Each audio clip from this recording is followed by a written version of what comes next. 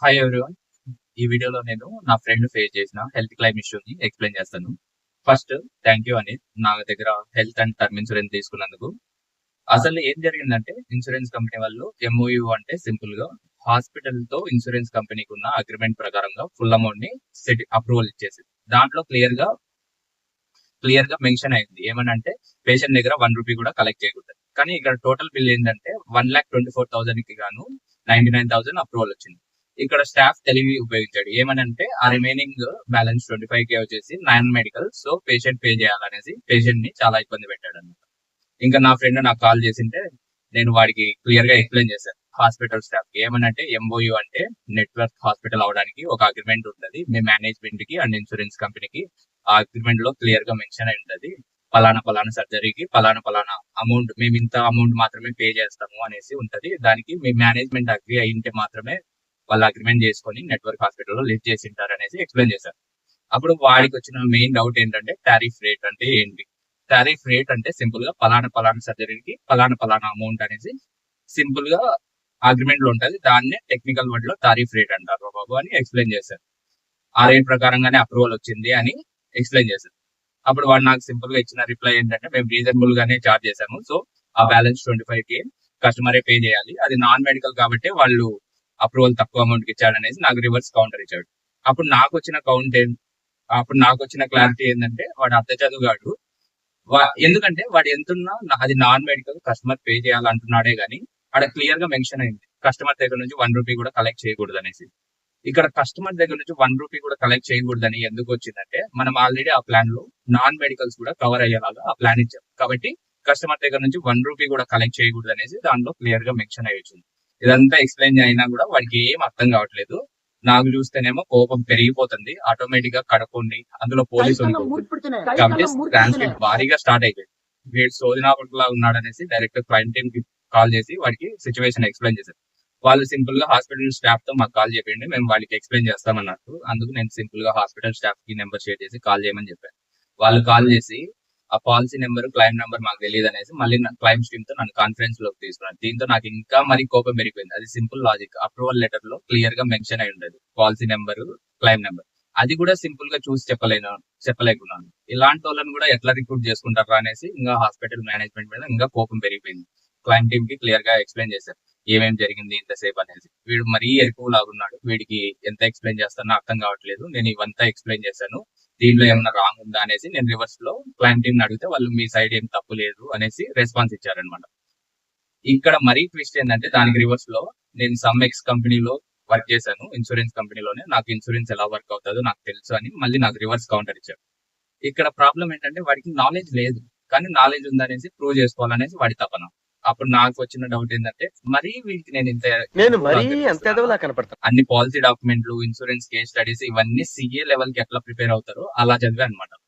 సరేలే ఇంకా కాదులే అనేసి వాడికి నా కండిషన్స్ అన్ని క్లియర్ గా ఎక్స్ప్లెయిన్ చేశాయి. ఏమనంటే యాజ్ పర్ అప్రూవల్ ప్రకారంగా పేషెంట్ దగ్గర నుంచి ₹1 కూడా ఎక్స్ట్రా కలెక్ట్ చేయకూడదు, plus deposit amount full amount refund చేయాలి అనేసి క్లియర్ గా ఎక్స్ప్లెయిన్ చేసి క్లయింట్ టీమ్ తో కూడా అదే చెప్పించారు. మళ్ళీ వీడు తెలివి ఉపయోగించి నేను రివైజ్ బిల్ సెండ్ చేస్తాను, సో మీరు అప్రూవల్ ఇవ్వండి అని చెప్పాడు. దాని క్లయింట్ టీమ్ కూడా ఓకే అన్నది. కానీ ఇక్కడ మరీ ట్విస్ట్ ఏంటంటే వాడు ఇప్పుడు 1,25,000 కి 99,000 ఇచ్చారు కాబట్టి నేను రివైజ్ బిల్ లో 1,04,000 ఇస్తాను, ఫుల్ అమౌంట్ అప్రూవల్ ఇవ్వండి అనేసి వాడు మళ్ళీ రిక్వెస్ట్ చేశాడు అనమాట.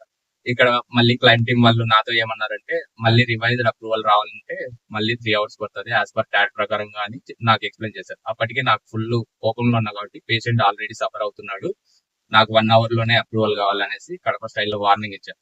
కానీ ఇక్కడ క్లయింట్ టీమ్ మంచోళ్ళు కాబట్టి నా కోపాన్ని అర్థం చేసుకునేసి విత్ ఇన్ 40 minutes లోనే అప్రూవల్ ఇచ్చారు. ఇక్కడ మళ్ళీ ట్విస్ట్ ఏంటంటే రీఅప్రూవల్ కూడా 1,04,000 గాను 99,000 అప్రూవల్ ఇచ్చారనమాట.